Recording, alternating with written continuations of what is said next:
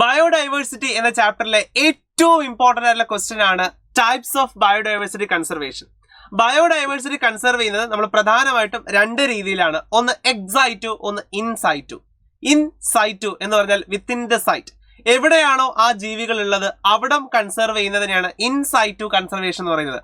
ചില ജീവികൾ അവിടം വിട്ടു പോകത്തില്ല, അവർക്ക് ആ ഒരു ഏരിയ ഭയങ്കര പ്രിയപ്പെട്ടതായിരിക്കും, അതാണ് എൻഡമിസം എന്ന് പറയുന്നത്. അത്തരം ജീവികൾക്ക് ഏറ്റവും നല്ല മെത്തേഡാണ് നമ്മുടെ ഇൻസൈറ്റു കൺസർവേഷൻ മെത്തേഡ്. ഉദാഹരണത്തിന് നമ്മുടെ സിംഹവാലൻ കുരങ്ങൾക്ക് ഏറ്റവും ഇഷ്ടമാണ് സൈലന്റ് വാലി എന്ന് പറയുന്ന സ്ഥലം. അവിടെയാണ് അവർ ലോകത്ത് തന്നെ നാച്ചുറലി കാണപ്പെടുന്ന സ്ഥലം. അതുകൊണ്ട് അവിടം നമ്മൾ നാഷണൽ പാർക്കാക്കി മാറ്റി. ഇത്തരത്തിൽ കൺസർവ് ചെയ്യുന്നതാണ് ഇൻസൈറ്റു കൺസർവേഷൻ. അപ്പൊ നാഷണൽ പാർക്കുകൾ, വൈൽഡ് ലൈഫ് സാങ്ച്വറികൾ, ബയോസ്ഫിയർ റിസർവുകൾ, ഹോട്ട്സ്പോട്ടുകൾ, എന്തിനേറെ പറയുന്നു നമ്മുടെ കാവുകൾ, സാക്രഡ് ഗ്രൂപ്പ്സ് വരെ ഇൻസൈറ്റു കൺസർവേഷന്റെ എക്സാമ്പിളുകളാണ്. എന്നാൽ അതേസമയം എക്സൈറ്റു കൺസർവേഷൻ എന്ന് പറഞ്ഞാൽ ആ ജീവിയെ അവിടെ നിന്നും പുറത്തെടുത്തു കൊണ്ടുവന്ന് നമുക്ക് പറ്റുന്ന രീതിയിൽ പ്രൊട്ടക്ട് ചെയ്ത് കൺസർവ് ചെയ്യുന്നതിനെയാണ് എക്സൈറ്റു. എക്സ് എന്ന് വെച്ചാൽ തന്നെ പുറത്ത് എന്നാണ്. പുറത്തു കൊണ്ടുപോയി കൺസർവ് ചെയ്യുന്നതാണ് എക്സൈറ്റു കൺസർവേഷൻ.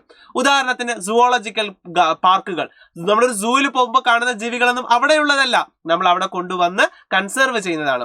അപ്പോൾ എക്സൈറ്റു കൺസർവേഷന്റെ എക്സാമ്പിൾ ആണ് സുവോളജിക്കൽ പാർക്കുകൾ, ബൊട്ടാണിക്കൽ ഗാർഡനുകൾ, ജീൻ ബാങ്കുകൾ, പിന്നെ നമ്മുടെ സഫാരി പാർക്കുകൾ. ഇതൊക്കെ എക്സൈറ്റു കൺസർവേഷന്റെ എക്സാമ്പിൾ ആണ്. ഇത് എന്തായാലും എക്സാമിന് ചോദിക്കും, ഫുൾ മാർക്കും സ്കോർ ചെയ്യും.